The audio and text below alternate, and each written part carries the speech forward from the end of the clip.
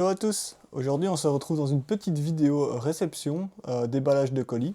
Pour aujourd'hui nous avons 4 colis, donc une boîte et 3 enveloppes. Pour le contenu de la boîte, je vais l'ouvrir avec vous même si je suis plus ou moins sûr de ce que c'est. En revanche pour les 3 enveloppes, je suis pas certain de ce qu'il y a dedans. Ce qui est sûr c'est que ce sont des cartes à l'unité parce que c'est uniquement ça que j'ai commandé récemment. Mais lesquelles, ça... on aura la surprise ensemble. J'ai préparé des sleeves, j'ai également préparé les ciseaux et le cutter. Oui, parce que ici, du coup, les gens, ils emballent les cartes très bien, parfois un peu trop bien même. Donc il est nécessaire d'avoir les outils adéquats pour ouvrir ces paquets proprement et surtout sans abîmer les cartes. Faire un petit peu de place déjà. Et on va commencer tout de suite avec la première enveloppe. Alors les parties déballage, je vais vous épargner...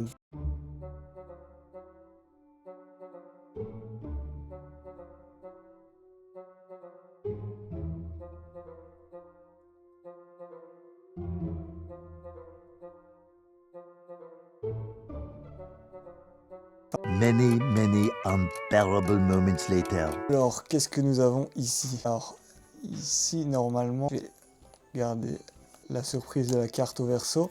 Et normalement, il y a 2 cartes, si je me souviens bien, parce que c'est un lot que j'ai acheté. Donc, bon, vous pouvez le voir déjà.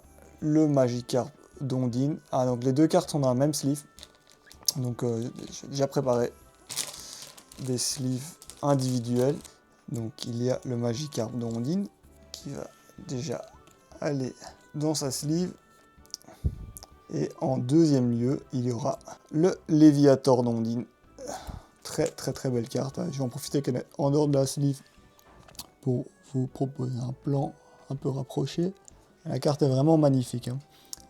Du coup, cette carte-ci, comme moi, un de mes objectifs de collection, ce sont toutes les holos de Wizard. De Wizard, bon, en japonais, évidemment, ce ne sont pas les éditions Wizard qui ont édité ces cartes, mais voilà, donc toutes les cartes de set de base à... bon, moi je fais jusqu'à Neo Destiny, je fais pas les e-series, mais voilà, de set de base à Neo Destiny, toutes les holos, et plus les cartes qui me plaisent, en commune, peu commune, etc. Donc voilà, cette carte vient s'ajouter à ma collection, pour cet objectif de collection particulièrement. Le Léviator va aller dans sa sleeve. On n'a pas regardé le dos, mais oui, le dos est pas mal. Il est pas nickel, je le savais, parce qu'au prix que je le payais, de toute manière, il pouvait pas être nickel. Voilà, il y a une pète sur les bords et tout ça, mais franchement, pour être l'état classeur, c'est vraiment bien. Et pour ce qui est de la face avant, il a vraiment peu de défauts, donc ça, je suis vraiment content. Je vais rapidement vous remontrer le Magikarp aussi. Le Magikarp qui n'est pas holo, donc déjà des défauts en moins à se préoccuper. Il est vraiment joli. Bon, Ken Sugimori, comme d'habitude, un grand talent et une des figures de proue, tout simplement, des illustrations Pokémon. Voilà, vraiment sympa cette carte aussi. Donc du coup, voilà, comme je disais, mes objectifs principaux sont les holographiques, mais je collectionne aussi également des cartes qui me plaisent. Voilà, pour le coup, ce Magikarp, je l'ai pris parce que c'était un lot. Je sais pas si je l'aurais acheté individuellement ou pas, mais voilà, je la trouve vraiment très sympa, donc elle va sûrement rentrer dans ma collection également. On va passer un petit peu ici, et on va passer au colis suivant. Bon, ce colis-ci, il a l'air un petit peu compliqué à ouvrir, donc je vais pas parler et je vais l'ouvrir en accéléré.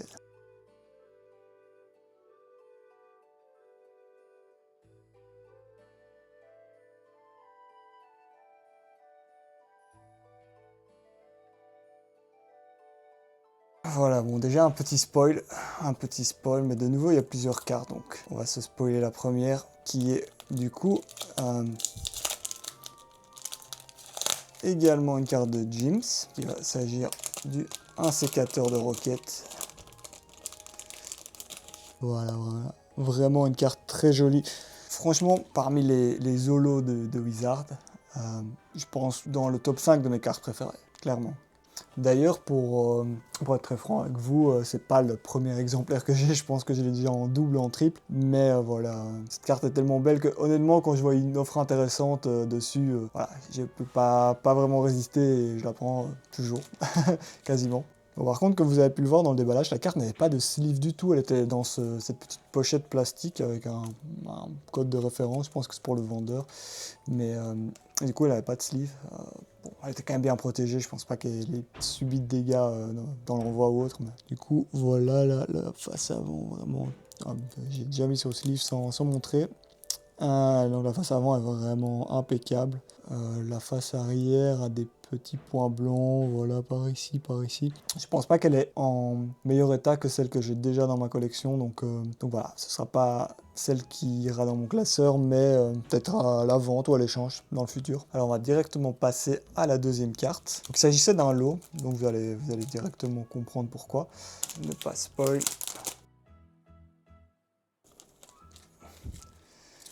Et voilà la carte. Donc voilà, de nouveau un insécateur. Cette fois-ci celui de Jungle. Alors cet insécateur-ci, il est beaucoup plus connu, clairement, que l'insécateur de Rocket. Bon, même si l'insécateur de Rocket, voilà, beaucoup de gens le connaissent, mais comme les séries de Jim ne sont pas sorties en français, dans le public francophone, c'est quand même plus rare de l'avoir. Cet insécateur-ci, en revanche, voilà, je pense que tout le monde le connaît. D'ailleurs, il avait été réédité par la suite avec la même illustration. Mais voilà, comme je vous ai dit, je collectionne le full set holo des cartes de set de base à Neo Destiny inclus. Et voilà, l'autre jour, tout simplement, en parcourant mon classeur, je regardais un petit peu les cartes qui me manquaient dans les premières séries, surtout. J'essaie de compléter les séries dans l'ordre. Et voilà, j'ai vu que dans Jungle, il me semble que c'est la seule holo qui me manquait. Ou peut-être qu'il m'en manque une autre encore, mais voilà. J'étais quasiment persuadé de l'avoir parce que j'ai tellement l'habitude de l'avoir, cette carte. Même je l'ai déjà eu plusieurs fois entre les mains et autres. Et en fait, je me suis jamais rendu compte qu'il la manquait dans mon classeur. Voilà, je me suis dit, il faut absolument remédier à ça. Et donc voilà, en fait, c'est cette carte-ci que je cherchais. Et simplement, j'ai vu une personne qui vendait le lot avec l'insécateur de Rocket. Un lot qui était assez intéressant. Bon, même si celle-ci, je l'ai déjà, celle-ci doit rentrer dans ma collection. Et pour le prix, c'était plutôt intéressant. Sans plus tarder, nous allons passer au troisième colis. Troisième et dernier colis, en tout cas pour ce qui est des enveloppes. Alors celui-ci, il était plus facile à ouvrir. Ah, mais il y a encore... Voilà. Je vous dis, quand je vous dis qu'il protège bien les cartes ici, bon après, ça fait plaisir, on va pas se mentir, que les cartes ne subissent pas, pardon, de dégâts pendant l'envoi, ça fait plaisir. Alors, on va essayer de ne pas se spot. Je pense que je vais ouvrir hors champ. Voilà. Alors voilà, tant bien que mal, j'ai réussi à décrocher les cartes du carton auquel ils étaient attachés. Alors il y a deux cartes. Des cartes. Alors il y a deux cartes. Bon, les cartes sont encore attachées entre elles, donc une manipulation de plus pour... Ok, voilà. Bon, on va vite les changer de sleeve, mais voilà, on va essayer de faire un petit reveal. Alors, pour la carte ici, il s'agit de... Hop, et voilà, encore un insécateur. Alors, celui-ci, pour le coup, je pense que très peu de gens le connaissent. Il s'agit du insécateur holographique de Vending. Alors, pour ceux qui ne connaissent pas les séries Vending, j'en ai parlé dans ma vidéo précédente, dans les cartes exclusives au Japon. Les cartes Vending Machine, donc comme le nom l'indique, c'est des cartes qui étaient vendues dans des distributeurs. Et donc, très peu de cartes existent en holo. Il y a les cartes Masaki promo pour ceux qui connaissent en holographique. Il y a certaines cartes aussi du coup classiques de la série Vending qui ont été éditées en holographique également et cet insécateur en fait partie. Donc il y a une version non holo de cet insécateur qui existe qui est beaucoup moins chère, on va pas se mentir. Cette carte est relativement chère en général. Bon après ici moi je l'ai acheté dans un état qui est loin du near mint, mais bon, de nouveau c'est vraiment suffisant pour moi. Il y a un petit pet ici en haut, mais je crois que le bac est un peu abîmé. Mais voilà, il y a des points blancs sur les coins et sur les bords, un peu partout, mais la face avant est plutôt clean, donc voilà, ça fait plaisir quand même. C'est une carte qui me faisait de l'œil depuis un petit moment, mais j'avais tendance à oublier de regarder pour des offres pour cette carte, vu que c'est une carte qu'on ne voit pas beaucoup passer, elle avait tendance à me sortir de ma tête. Et le hasard fait bien les choses, puisque après avoir acheté cet insécateur, j'ai dit le hasard, c'est plutôt l'algorithme fait bien les choses. Après avoir acheté l'insécateur de Jungle, il s'est trouvé que ma page d'accueil de Mercari était remplie d'insécateurs, vu que quand on fait des recherches sur Mercari, voilà, l'algorithme aidant, les recommandations pour des futurs achats sont généralement liées aux achats précédents, et du coup j'ai eu voilà, des recommandations pour cet insécateur-ci précisément, et c'est comme ça que j'ai pu au final finaliser cet achat, et puis au final voilà, un peu me concentrer là-dessus et acheter cette carte finalement. Bon, celle-ci elle était dans une sleeve, mais la sleeve elle a pris un peu cher avec les papiers collants et tout. Voilà, mettre dans une nouvelle sleeve, et voilà, tout beau, tout propre. Et la dernière carte au final, celle-ci, ce ne sera pas un insécateur, du coup je sais aussi quelle carte c'est, j'avais acheté le lot avec celle-ci, et il s'agit d'un Raichu. Alors, il s'agit du Raichu de Neo Discovery, du Raichu obscur de Neo Discovery. Vous êtes peut-être en train de vous dire, il est fou, c'est pas Neo Discovery, c'est le Raichu de Rocket. Alors oui, en version occidentale, oui, il s'agit de la secrète de Rocket, mais du coup en japonais, non. Cette carte a été éditée dans la série Neo Discovery, ce qui est un peu bizarre d'ailleurs, vu que voilà, il s'agit d'une carte voilà, obscures. La série Neo Destiny ayant énormément de cartes obscures, de cartes lumineuses, j'aurais eu tendance à penser à cette carte à sa place dans la série Neo Destiny, pardon, mais pas trop dans la série Neo Discovery. Voilà, quoi qu'il en soit, c'est une carte magnifique et tout comme le 1C4 d'avant, c'est une carte qui me faisait de l'œil depuis très longtemps, que j'avais envie d'acquérir depuis très longtemps, et à chaque fois, voilà, ça me sortait de la tête, et j'achetais d'autres cartes au final, voilà. C'est pas parce que je n'achète pas les cartes que j'ai en vue que je n'achète aucune carte, mais voilà, déjà il y a une question de budget forcément, puis il y a une question de priorité en termes d'achat. Alors même chose que pour l'insécateur, celle-ci je vais la mettre dans une autre sleeve parce que la sleeve qui était donnée avec est dégueulasse maintenant. Dernier petit colis, ou plutôt gros colis, celui-ci je sais ce que c'est, enfin je suis plus sûr, mais voilà, pratiquement sûr de ce que c'est. Hop. Alors, oui voilà, c'est exactement ce que c'est. Il s'agit tout simplement d'un display Mega Symphonia du Pokémon Center. Du coup, c'était un colis du Pokémon Center. Je me rappelais plus exactement de ce que c'était par rapport au fait que je me rappelais plus si c'était un display Mega Brave ou Mega Symphonia que j'avais acheté. Alors, ce display, je l'ai eu dans la loterie du Pokémon Center Japon. La deuxième loterie.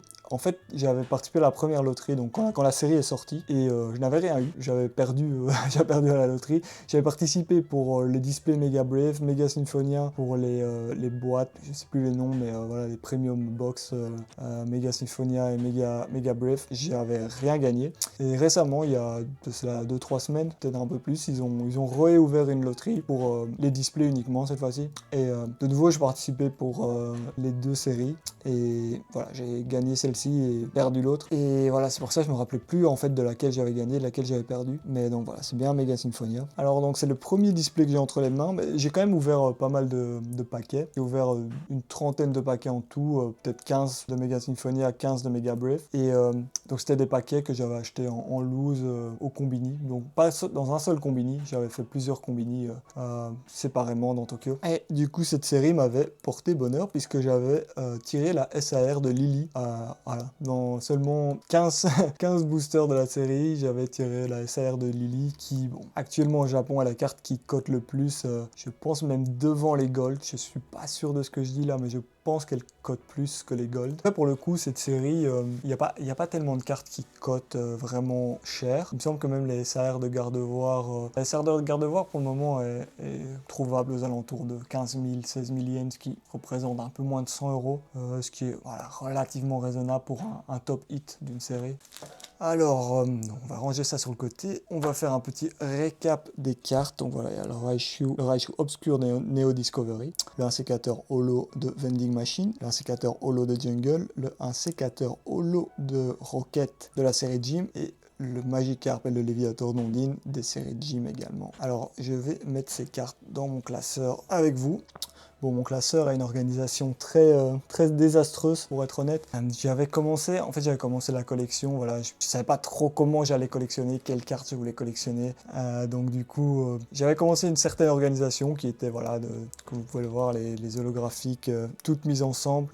Page l'une après l'autre. Maintenant, comme au final je ne collectionne pas que les holographiques, il va falloir que je réorganise tout ça petit à petit. Donc voilà, ici c'est fossile. Ici nous sommes à Jungle. Voilà, Jungle, on va prendre la petite un sécateur ici et il va rentrer dans le classeur. Voilà, comme vous pouvez voir, il manque pas grand chose dans Jungle. Rocket c'est autre chose. Après, bon, Rocket, par exemple, j'ai le Dracofeu de Rocket, mais il n'est pas dans le classeur parce que voilà, il cote quand même pas mal, donc il est sous top loader dans ma boîte à top loader. Qu'est-ce que nous avons ici? Ah, voilà, ici nous avons dans les gyms. Donc dans les gyms, voilà, le 1 sécateur, je l'ai déjà. Donc celui-ci va aller derrière. Hop, voilà, ça fait 2 1 sécateurs. Le Léviator, il va aller où il y a de la place, c'est-à-dire ici. Voilà, une page de plus complétée pour Gyms. Et ici, nous avons des cartes de Gym qui sont non holo. Et c'est parfait parce qu'il y a justement une petite place pour le Magikarp qui va aller là.